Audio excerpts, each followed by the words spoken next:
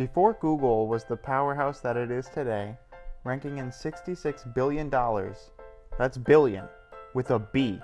Originally starting as a search engine and growing into a major corporation, Google hasn't always been around. Let's go back about 20 years to see how the creation of Google came about. It all started back in 1995 when Sergey Brin and Larry Page met at Stanford. Initially, Larry and Sergey were doing a research project. Their objective of the research project was to create a search engine like no other. When they first started with the creation of the search engine, they were doing it on Stanford servers. The system that their search engine would use would be different to the conventional. Instead of sorting the sites in the list of most popular, Page and Brin thought of an algorithm to connect websites by their relevance and relation to one another rather than just its popularity.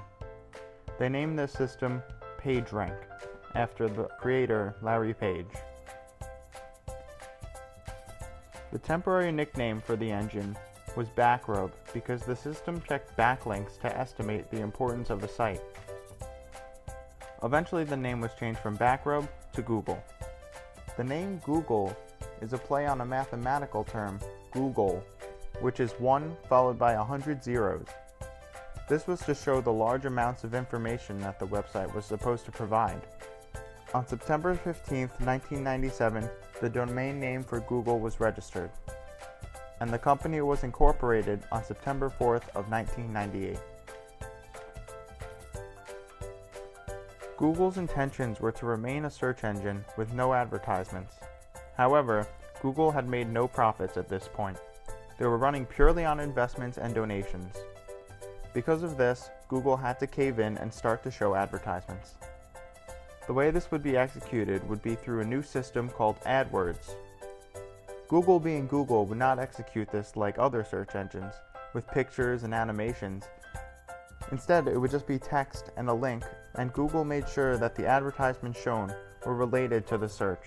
This was a great decision for Google, considering in 2011, advertising was 96% of Google's income. Google grossed $37.9 billion in 2011. That means that $36.8 billion were just from advertising. As Google continued to grow and expanded, they made some additions such as Gmail, and they bought Picasa, which is a way to organize photos online.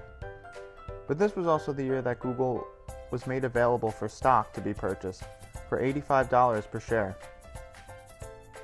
As Google further expands, making new applications such as Google Earth, Google Maps, Google Finance, Google Calendar, Google Wallet, oh, you get the point.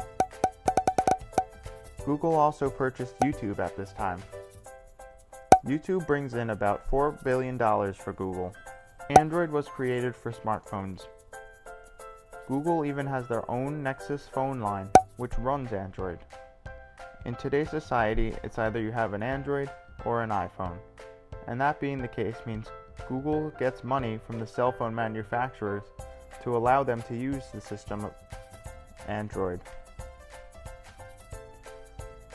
For example, in 2010, Google announced that they have produced a successful self-driving car. In 2011, they released their own laptop called the Chromebook.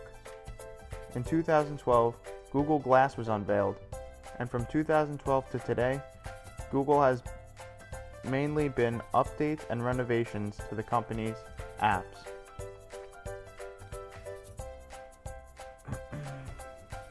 Whether you're searching an answer to a question,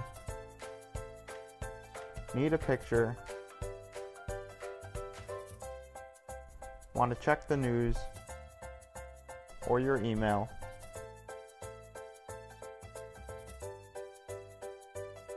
or even just watch a simple video, Google is there whether it be a search engine or showing ads on another website. Google is always there. Speaking about always being there, Google pretty much has all the information about you at the click of a button. They can find your Facebook, LinkedIn, Twitter, MySpace, Afros R Us, Tinder, Christian Mingles, Mormon Match, etc. This leads to a lot of controversy about people's privacy and Google. Basically, if you don't want billions of people to see what you're posting, then don't post at all, because Google searches the whole internet to find what you're looking for, so it is able to find anything that you post online. It's truly amazing how far and successful this company has grown and stepped out of their comfort zone and is now considered the backbone of the internet.